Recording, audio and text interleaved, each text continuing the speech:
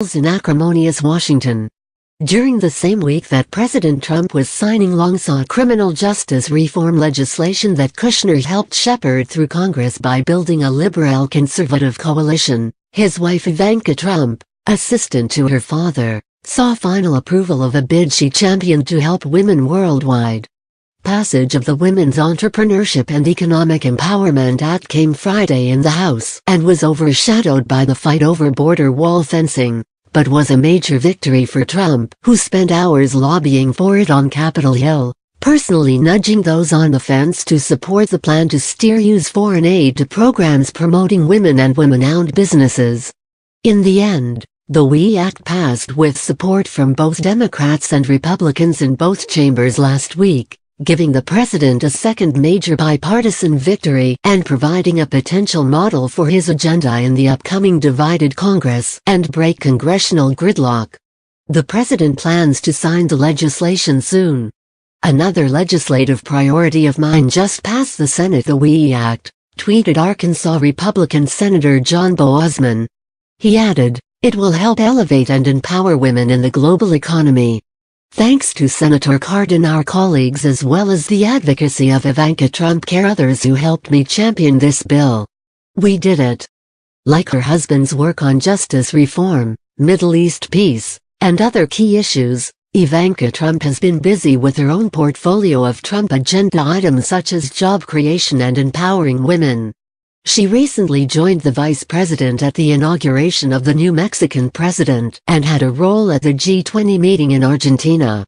She jumped in to help the WE Act in summer and quickly went to work to promote the bipartisan legislation that urges the United States Agency for International Development, the State Department's foreign aid arm, to include a gender analysis when dishing out money.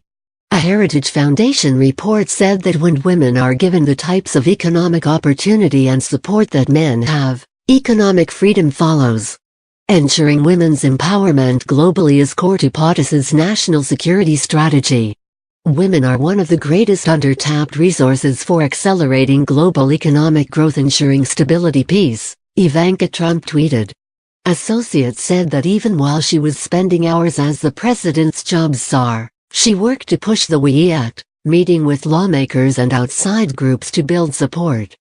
Trump also worked with departments and agencies to coordinate high-level engagement and to ensure consistent messaging, according to officials.